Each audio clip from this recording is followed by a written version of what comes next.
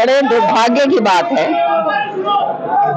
कि जो व्यापारी भाई आज के दिन अपना खुद का व्यवसाय कर अपने ईमानदारी से अपना काम कर रहा है, उसकी सुरक्षा तक जो है सरकार मुहैया नहीं करवा रही।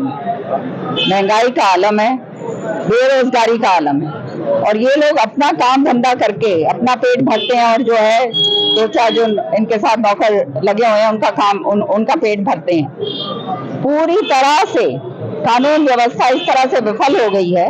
बार बार मैंने विधानसभा में ये बात उठाई है, और खास तौर से जो है हमने देखा कि डकैतियां हो रही हैं, रेप के मसले हो रहे हैं, जो है बच्चियों के साथ छेड़छाड़ हो रही है, और व्यापारी भाई जो हैं जो अपना काम धंधा मेहनत करके सुबह से लेकर शाम तक वो सुरक्षित जो है अपने घर तक नहीं जा सकते।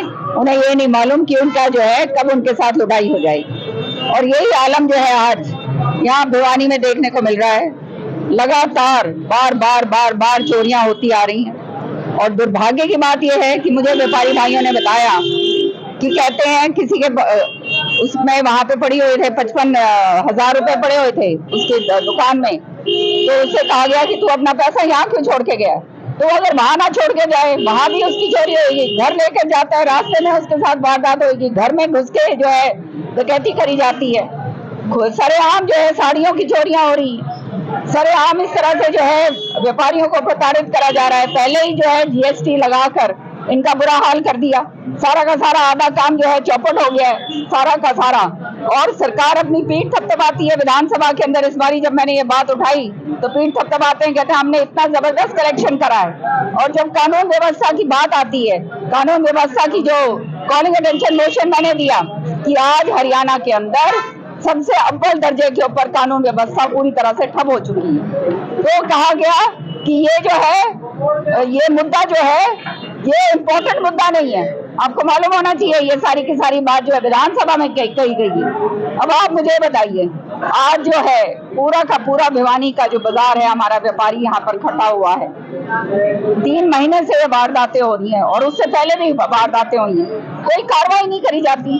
तो ये हालात तब होते हैं जब ये जुमलों की जो सरकार है, जो जुमले दे दे के सत्ता में आती है, उसका अंकुश नहीं है किसी भी तरह से। उसका जो है सरकार का कोई भी व्यवस्था नहीं है, जिसके कारण ये सब कुछ हो रहा है। हमारी सरकार यहाँ पे थी तो आप जानते हैं कि किसी की मजाल नहीं थी, उसके 2 मिनट में जो है उसके कान पकड़ लिया करते थे हम।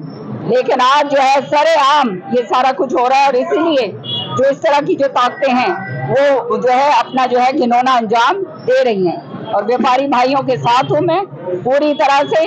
भिवानी जो है भिवानी आज अपने करोड़ीमल मंदिर के सामने सभी व्यापारियों ने पूरा बाजार बंद किया। खास रूप से 2 महीने से जो लगातार जो अब चोरियों की वारदात हो रही है, इसके बारे में चोरों को बरामद करने के लिए और खास रूप से आगे ऐसी घटनाएं ना हो इसके लिए एसपी साहब आश्वासन भी देके गए। एसपी साहब भी आए थे और यहाँ पर अनेक संगठन आए थे, व्यापारी संगठन की पूरी सभा थी।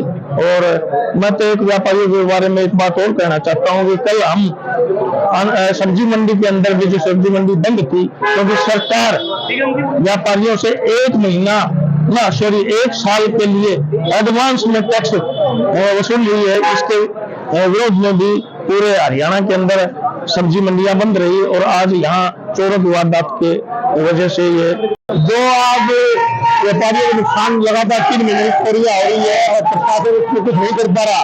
इसके लिए हमें बड़ा खेद है, बड़ा दुख है कि आज शहर में एमएलए भी बीजेपी का है, एमपी भी बीजेपी का है, सरकार भी बीजेपी की है, उसके बावजूद व्यापारियों को परेशान होना पड़ रहा है।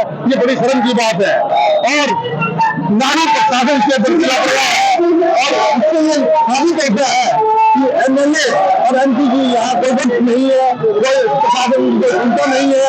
वरना ये कैसे आ सकता है कि चोरी होने के बावजूद भी आज एसपी डीसी आज बाजार बंद है, व्यापारी परेशान है, उनसे मिलने नहीं आ पा रहा। ये सिर्फ एक ही बात बताता है कि यहाँ एमएलए और एमपी जो सरकार प्रधान की व्यक्ति नहीं है। मैं सभी से यही कहूँगा व्यापारी भाइयों से कि हम उनके साथ साथ है, कंधे से कंधा मिला के चलेंगे। जहाँ व्यापारी है आगे हम चलेंगे, हम साथ चलेंगे और हमेशा व्यापारी के साथ रहेंगे, क्योंकि मैं भी व्यापारी हूँ और व्यापारी के साथ ही रहूंगा।